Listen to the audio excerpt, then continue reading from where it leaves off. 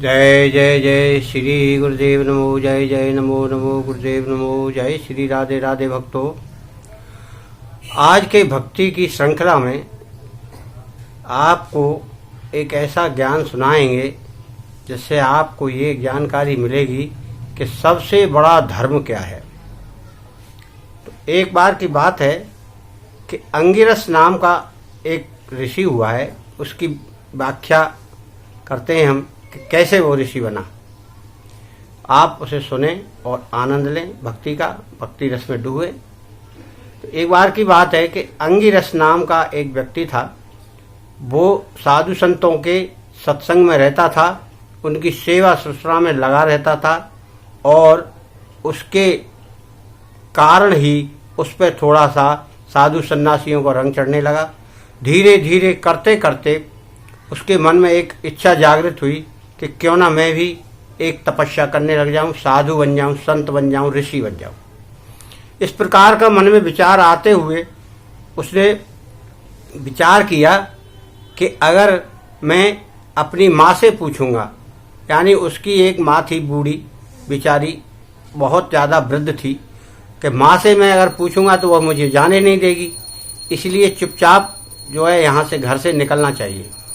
एक दिन उसने अपना बना के सिस्टम या अपना ध्यान लगा के कि इस दिन मुझे जाना है, और चुपचाप घर से वो निकल के वन में पहुंच गया और तपस्या करने लगा। काफ़ी दिन हो गए तपस्या करने के लिए वन में करता रहा।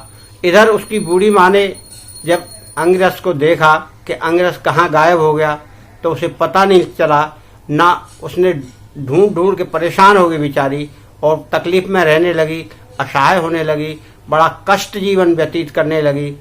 तो उस कष्ट के जीवन में उसके अपने स्तर से पता लगाया कि अंगिरस तो तपस्या करने चला गया है, किसी महात्मा वगैरह ने बता दिया होगा। तो उसके कारण ही वो और दुखी हो गई कि मुझे बगैर बताए वह तपस्या करने गया है।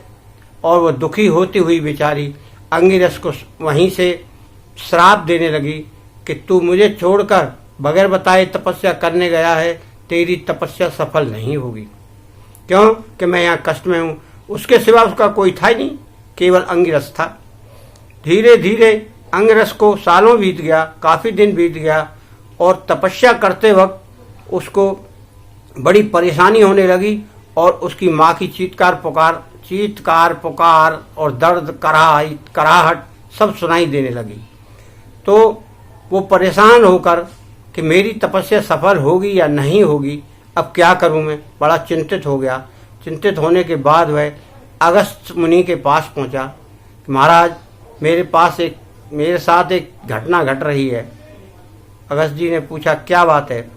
कि मैं तपस्या करने बैठता हूँ तो ध्यान लगाता हूँ तो ध्यान मेरा तपस्या में न ध्यान लगता है, न मंत्र उच्चारण कर पाता हूँ। मुझे किसी बुढ़िया की चीत्कार पुकार ये सब सुनाई पड़ती है, कराहट सुनाई पड़ती है, अब मैं क्या करूं? तो अंगिरस बड़ी चिंता में था कि इसका कोई उपाय मिल जाए। तो अगस्त मुनि ने बोला क्या आपकी बूढ़ी माँ घर पर है? तो उसने बोला हाँ। आपने अपनी माँ से आज्ञा ली तपस्या करने के लिए या वन में जीवन व्यतीत करने के लिए? बोला नहीं। तो अगस्त मुनि बोले इस तरह तुम कितनी भी तपस्या कर लो, तुम्हारी तपस्या कभी सफल होने वाली नहीं है, क्योंकि माँ का आशीर्वाद जब तक तुम नहीं लोगे तब तक तुम्हारी तपस्या फलीभूत नहीं हो सकती।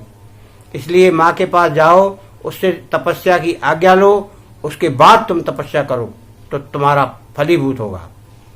अंगिरस तपस्या छोड़कर अपने घर आया, अपनी माँ के चरण पकड़कर क्षमा मांगने लगा कि माँ मुझसे गलती हो गई, अब मैं आपकी सेवा करूँगा।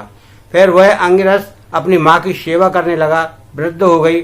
जब माँ उसकी मरने चली तो उससे पहले उसने कहा कि बेटा जब मैं मर जाऊं तब आप तपस्या करने जाना, तुम्हारी तपस्या बहुत ही जल्दी सिद्ध हो जाएगी और तुम एक बहुत बड़े ऋषि बन जाओगे।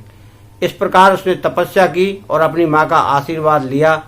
तो उन्होंने कहा ऋषि ने कि इस तरह से कोई भी माँ का पिता का आशीर्वाद लेकर कोई भी कार्य करता है तो माता पिता के आशीर्वाद के कारण ही वो तपस्या हो या कोई कार्य हो सफल होता है। उसमें उनके आशीर्वाद की कामनाएं छुपी रहती हैं। सभी लोगों को मेरा यही निवेदन है कि अपने माता पिता का आशीर्वाद जरूर प्राप्त करें, उनकी सेवा करें। उनको अगर आप दुखी करोगे तो आपको दुखी रहना निश्चित है, आप निश्चित दुखी ही रहेंगे।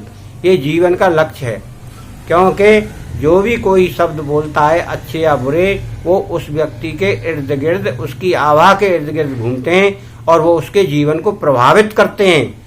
लिहाजा आप ज्यादा से ज्यादा आशीर्वाद ही प्राप्त करें, लोगों की अच्छी कामनाएं प्राप्त करें, शुभकामनाएं प्राप्त करें। बुरी भावनाएं और बुरी कामना वाले से आप दूर रहें, या उन शब्दों का इस्तेमाल ना करें या वो क्रियाकलाप ना करें जिनसे कोई आपको दुर्वचन कहे या श्राप जैसा कोसने लगे। तो धन्यवाद। जय श्री राधे राधे। जय श्री गुरुदेव नमो। जय जय नमो नमो गुरुदेवाय नमो।